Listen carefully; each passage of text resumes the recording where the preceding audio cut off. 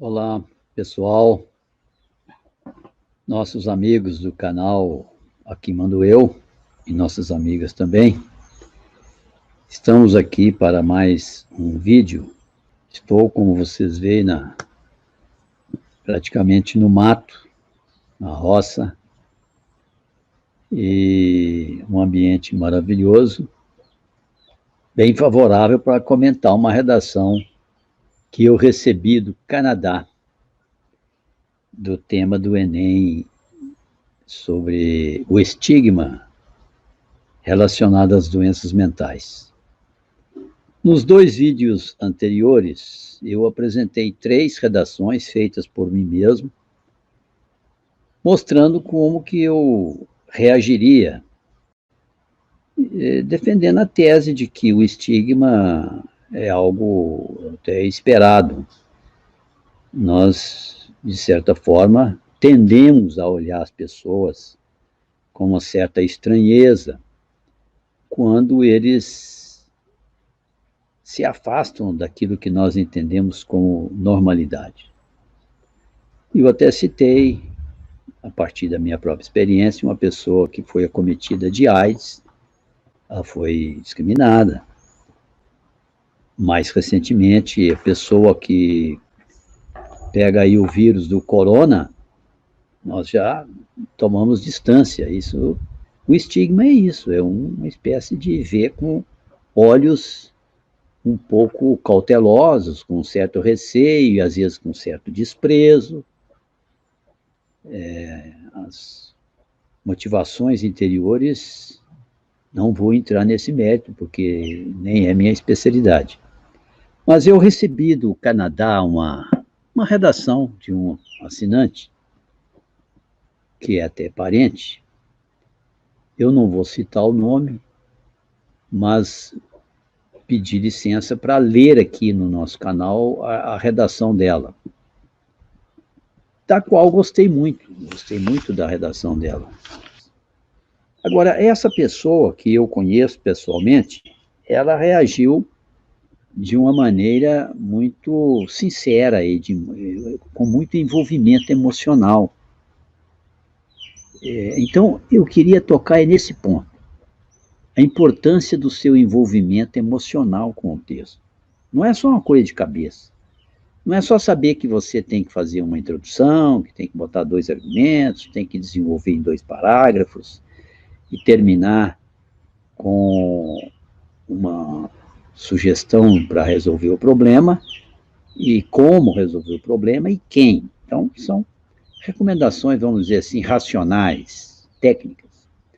Mas é muito importante você reagir com a sua emoção também. Eu até dou nome a isso, é PPS, puxe para si. Então, essa pessoa puxou para si o tema. Você pode até se perguntar, e se eu não tiver nada com isso, com doenças mentais? O que já é difícil, porque qualquer pessoa que meditar um pouco vai ver que ela própria já foi acometida de algum distúrbio emocional. É muito difícil encontrar uma pessoa que não tenha algum exemplo, alguma relação pessoal com a questão da doença mental.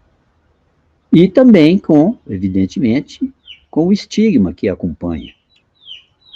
Mas vamos então à redação. Como é que ela construiu a redação? Como ela está no Canadá, ela já começou a fazer comparações entre Canadá e Brasil, e também citou a Noruega. Então, Canadá e Noruega, países desenvolvidos, que têm uma boa assistência, as pessoas têm suporte para as suas dificuldades, com o Brasil, que já não tem. Então, ela já começou por aí, fazendo essa comparação, que o sistema de saúde deles lá funciona e o nosso não funciona. E associou a doença mental à droga. Às vezes a pessoa perturbada mentalmente, ela cai nas drogas.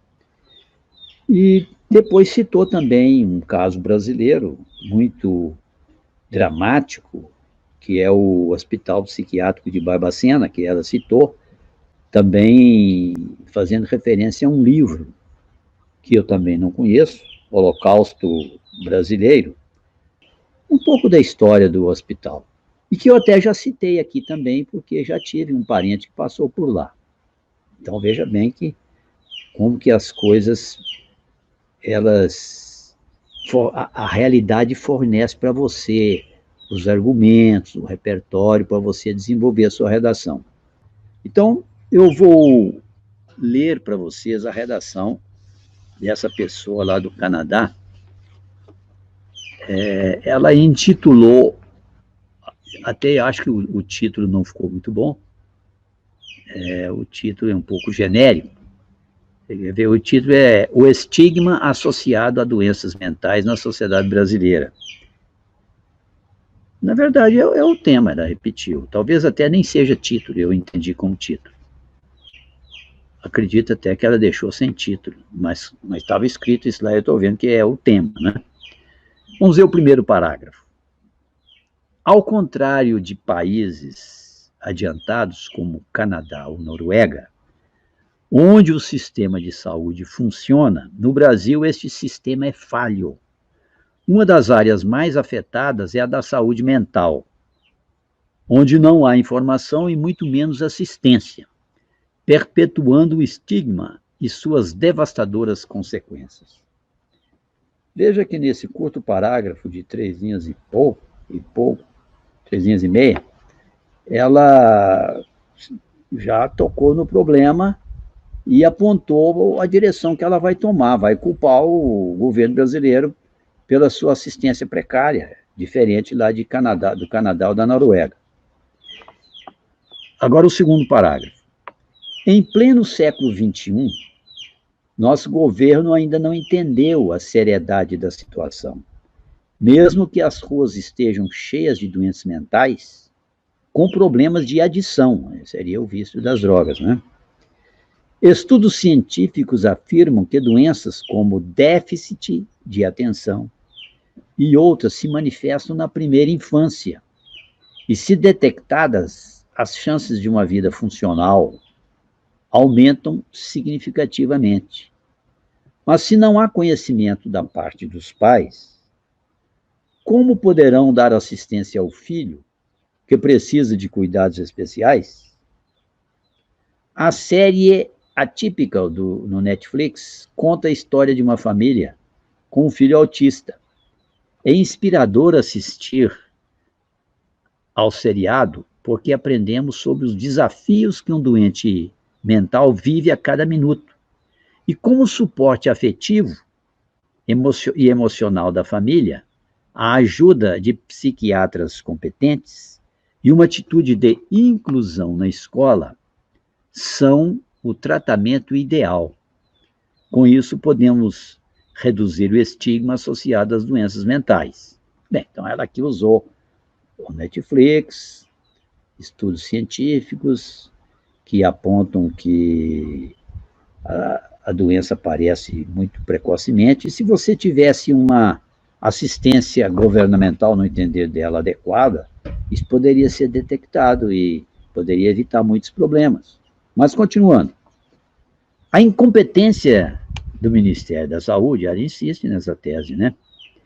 Levou à morte 60 mil brasileiros doentes mentais por maus tratos, mau procedimento médico, negligência, fome e tortura durante os anos de 1930 a 1980, no Centro Hospitalar Psiquiátrico de Barbacena, Minas Gerais, conhecido no Brasil como Casa de Loucos, conforme depoimentos feitos no documentário, baseado no livro de Daniela Arbex, Holocausto Brasileiro.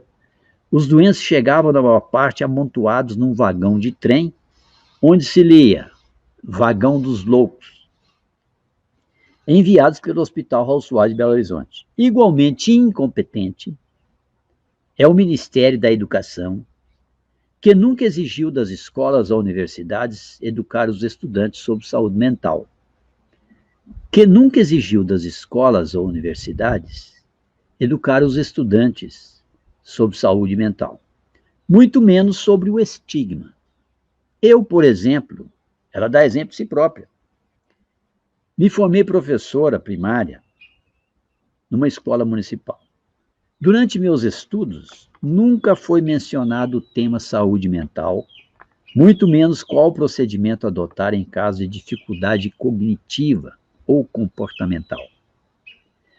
Como se doença mental não existisse ou fosse irrelevante. Resultado: trabalhei despreparada por muitos anos, sem condição de entender nem atender as crianças que mais precisavam de ajuda. Num país cujo governo tem a corrupção como prioridade, não sobra tempo para trabalho sério.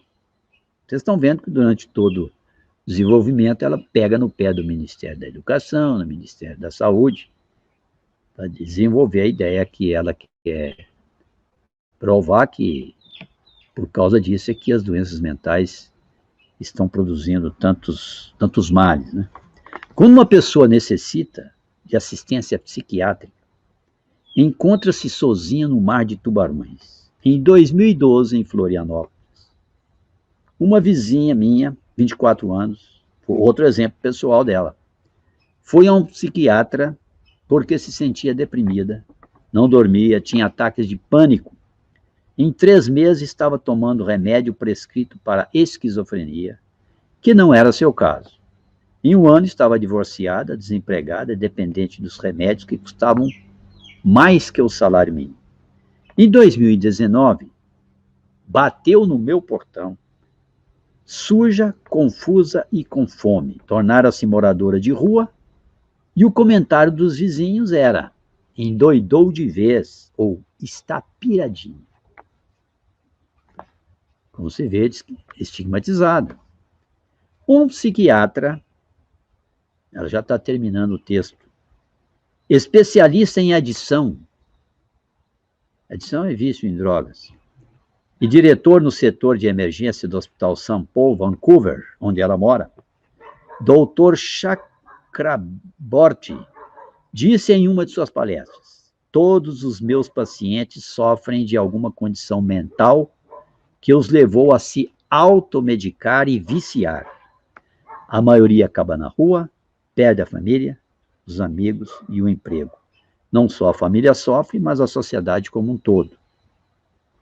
E agora o parágrafo final, conclusivo, onde se espera, segundo o padrão Enem, que ela dê a sugestão para resolver o problema, né? Aqueles que têm um parente com problemas mentais não estão dispostos a comentar o assunto e a tendência é isolar o doente por vergonha ou medo de expô-lo ao ridículo. O filho de fulano é doido. Em muitos casos, os próprios parentes rotulam a pessoa de maluco, porque a sociedade faz piada da condição mental. Se é doença física, dizem, sofre de diabetes. No caso de saúde mental, é doido. Falta um parafuso na cabeça, manda para Barbacena. Hoje, com a ajuda da internet e das redes sociais, muita informação pode ser encontrada por iniciativa própria, o que pode ajudar a diminuir o estigma associado às doenças mentais. Com a devida educação, muito sofrimento pode ser evitado, tanto para o doente como para a família. Não sei se você concorda ou não. Eu até não concordo totalmente, mas não vou discutir aqui a questão. Estou discutindo a redação dela. Eu daria nota 1000, porque ela colocou a questão do estigma, realmente ele existe, a própria família contribui para isso, a desinformação agrava mais ainda a questão, mostrou exemplos aqui, citando Barbacena e citando a série Atípica do Netflix, citou um médico lá de Vancouver, que talvez seja até do conhecimento dela, citou um exemplo pessoal da vizinha que ficou piradinha, como dizia a vizinhança. Realmente ela está estigmatizada. Agora, é um problema de alta complexidade. Ela apontou um caminho para Não é resolver, mas pelo menos para você amenizar o sofrimento, tanto da pessoa quanto da família. Informe-se mais. Se o governo não faz campanha, vá à internet, às redes sociais, e de fato há muita informação sobre isso. Mas então, o texto dela tem o mérito de não fugiu do assunto, não encarou, e vê-se que ela reagiu de uma maneira emotiva. Isso mexeu com ela. É o que eu chamo de PPS, puxe para si. Evidente que todos nós estamos inseridos no meio social. É impossível você não saber das coisas. Mas é possível você tocar em algo mais relevante e que mexe mais até com o seu leitor. Quando você é verdadeiro, você é sincero, você não segue apenas um receituário objetivo, a introdução tem que ser assim, o desenvolvimento tem que ter 2 parágrafos, com 2 argumentos colocados na introdução e depois a conclusão, e os devidos conectivos. Esses conectivos, eles vêm naturalmente quando você está conduzindo o seu raciocínio de maneira em que você está envolvido. E agora, para terminar, eu queria chamar também a atenção para você que às vezes está interessado no vestibular para o final do ano, para você fazer o que eu chamo de abrir a sanfona, escrever muito. Veja que esse tema do Enem, eu já fiz 3 exercícios com ele, e tem até um quarto para apresentar, mas só que não vou fazer nesse vídeo devido ao tempo. Já tem outro aqui, ó. Doença mental, culpa de todos. Também é uma reação minha, emocional. Eu reagi à redação dessa pessoa lá do Canadá. Ela fala assim, culpa do governo. Aí eu entro com outra ideia. Não, culpa de todos. Todos têm culpa no cartório, mesmo porque se você for pensar assim, mas quem colocou o governo lá? Foi o próprio povo. Então, raciocínio, então é culpa do povo também. Então é todo mundo. Assim, reagi eu, né? E produzi um texto com base nessa minha reação emocional. Não é uma coisa simplesmente racional. Eu me envolvo na questão. Eu falei assim, não é culpar o governo simplesmente, não é por aí. E eu acredito que se eu conduzir a argumentação de tal forma, ela no final vai concordar comigo, vai dizer, sim, você tem razão, todo mundo tem culpa no cartório. Mas isso fica para um próximo vídeo. Espero que você abra a sanfona. O que é abrir a sanfona? É fazer assim, ó. Em vez de escrever uma vez só sobre o tema, escreva várias vezes. Em vez de escrever 20 linhas ou 30 linhas, escreva 300 linhas. E eu até dou como exemplo o atleta, suponhamos o nadador. Ele vai nadar 100 metros, eu falo, sou técnico dele, falo assim, olha, você vai nadar 10.000 metros, para no dia da competição esses 100 metros ficarem fáceis. Quanto mais você nadar, mais competente você se torna nos seus 100 metros.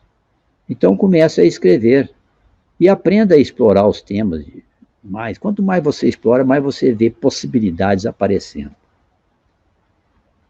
Então agradeço sua atenção e até um próximo vídeo na semana que vem.